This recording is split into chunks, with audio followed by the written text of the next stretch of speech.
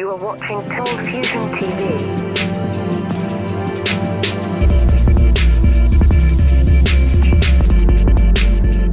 Hi, welcome to another ColdFusion video. In the last robotics episode, we took a look at the most realistic robots in terms of strictly interaction or movement. Now we're going to take a look at the juicy stuff. In this video, we'll check out the cutting edge of three categories: robotic dexterity, versatility, and overall innovation. Let's begin with dexterity. When it comes to robotic dexterity and athleticism, there's no one doing it better than Boston Dynamics. The company, now owned by the Japanese firm SoFi, was founded in 1992 and has since risen to become the leader in robotics.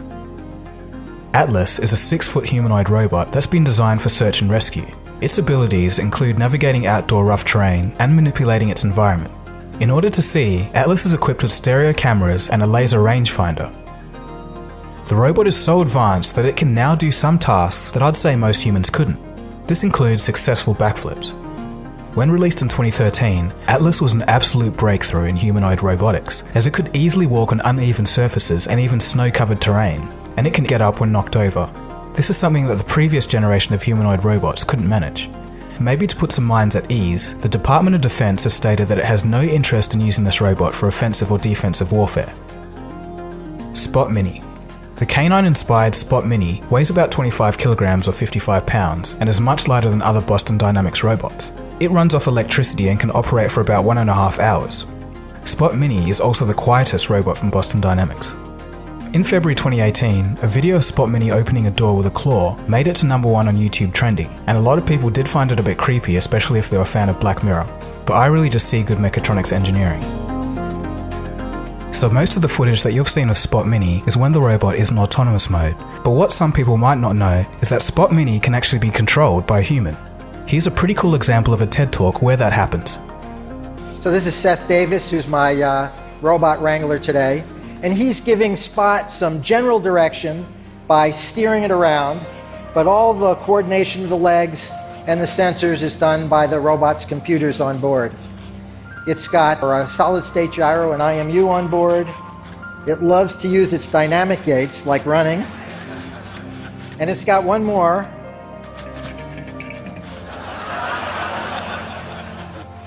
Some of you may see that as a head and a neck, but believe me, it's an arm.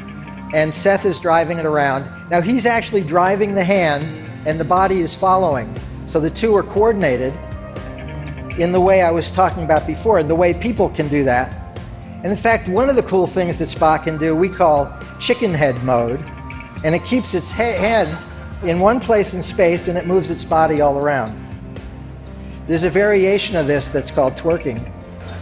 So Spot, I'm feeling a little thirsty. Could you get me a soda? Now for this demo, Seth is not doing any driving. We have a LiDAR on the back of the robot and it's using these props we put on the stage to localize itself. It's gone over to that location. Now it's using a camera that's in its hand to find the cup, picks it up, and again, Seth's not driving. So we planned out a path for it to go. It looked like it was going off the path. And now Seth's going to take over control again because I'm a little bit chicken about having it do this by itself. Thank you, Spot.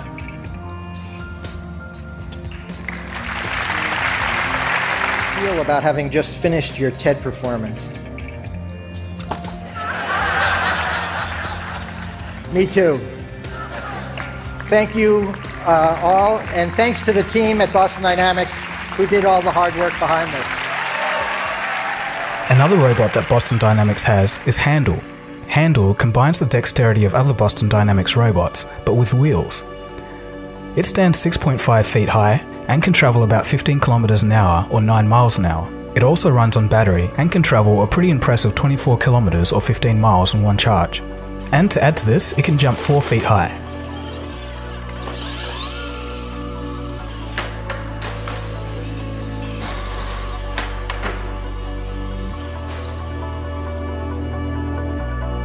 Versatility. Honda's Asimo robot takes the cake for the most versatile robot in terms of ease of integration into various target markets. Asimo, which stands for Advanced Step in Innovative Mobility, has the ability to make sense of its environment via facial and sound recognition, but this goes a step further. Asimo can also understand postures and gestures, such as handshakes, pointing or waving. This enables the robot to interact with humans quite well. It's also capable of detecting the movement of multiple objects, including distance and direction. This is achieved by 2 cameras in Asimo's head, acting as its eyes. Asimo can follow a face or turn its head to a person when being approached or spoken to. The robot also has the ability to recognize general sounds, such as an object falling or other loud noises. Overall, the robot is very multifunctional and can perform a number of general tasks, such as turning on light switches, opening doors, carrying objects, and pushing carts. Now, let's take a look at innovation. This one comes from the field of medicine. It's the Da Vinci robot, and I think it's a pretty good idea. The Da Vinci system is robotic technology that allows a surgeon's hand movements to be translated into smaller, more precise movements using tiny instruments inside of the patient's body. The Da Vinci has 2 parts: a tower where the robotic arm operates, and a separate console where it's being controlled by the surgeon.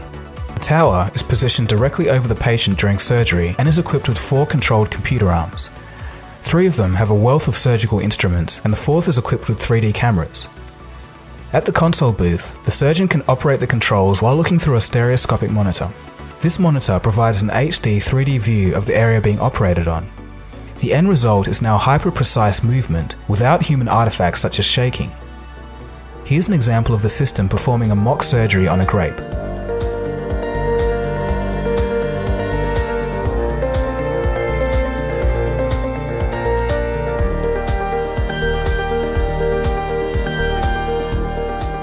In the medical field, the Da Vinci is currently used for cardiac surgery, general surgery, head and neck surgery, urologic surgery, and various other surgeries.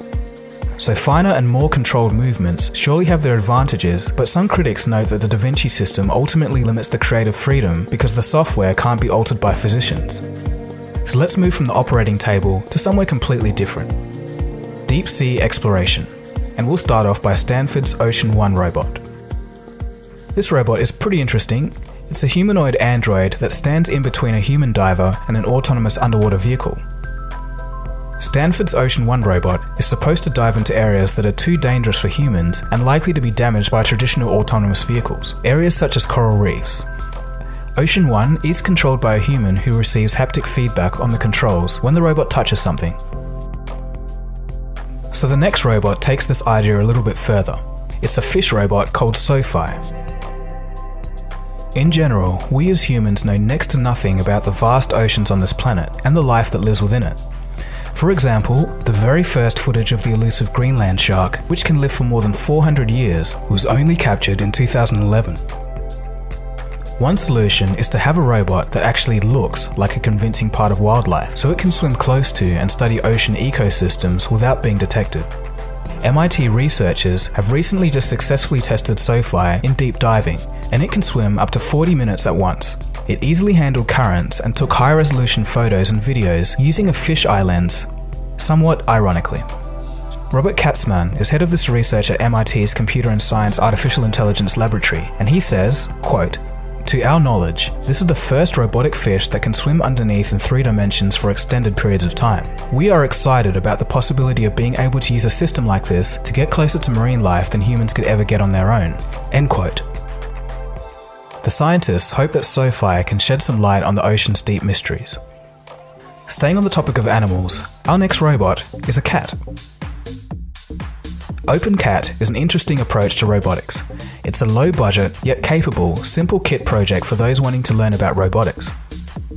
Inventor Rongzong Li explains, quote, "We are developing programmable and highly maneuverable quadruped robots for STEM education and AI-enhanced services. Its compact and bionic design makes it the only affordable consumer robot that mimics various mammal behaviors and reacts to its surroundings. Its innovative soft joints reduce wear or shock and extends the lifetime of hardware." End quote.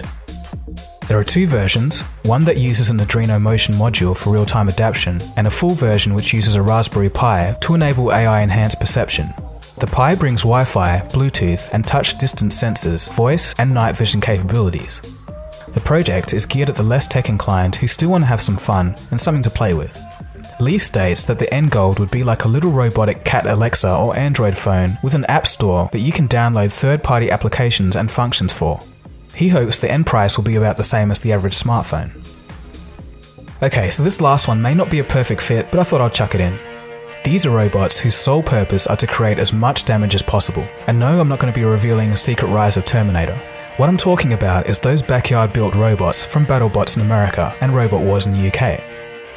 When I was about 7 or 8 years old, I used to adore Robot Wars. In fact, I've told you guys before that the name of this channel was based on my old high school band's name, but even before that, ColdFusion was the name of a robot I built in primary school. Anyhow, I had a look at the new American version of BattleBots and it's come so far. It's almost like a sport in ways, with different strategies and excited commentators. As you can see, there's some insane effort put into some of these machines. But as far as pure destruction goes, the title for this category has to go to Tombstone in the American series. Bombshell needs the perfect shot, but Tombstone will not make that easy. Oh, one of the wheels has come off the bombshell already. Even going. Tombstone lining up. Here it comes. Oh, annihilation for Tombstone at last. That's the exclamation point, Kenny. So with that, we've come to the end of the video. So which robot was your favorite and why? So to recap, we have the efforts from Boston Dynamics with almost human-like balance and agility, the friendly robot from Honda, Asimo, the surgical Vinci robot that increases the technical abilities of surgeons, Ocean One, an android diver, SoFi, a swimming fish robot, OpenCat, aiming to bring robotics to everyone, and lastly, backyard-built fighting robots. Let me know in the comment section below. So I want to thank you guys for watching the whole way through this video. If you're new here, feel free to subscribe. This has been DaGogo, you've been watching ColdFusion, and I'll catch you again soon for the next video. Cheers guys, have a good one. ColdFusion.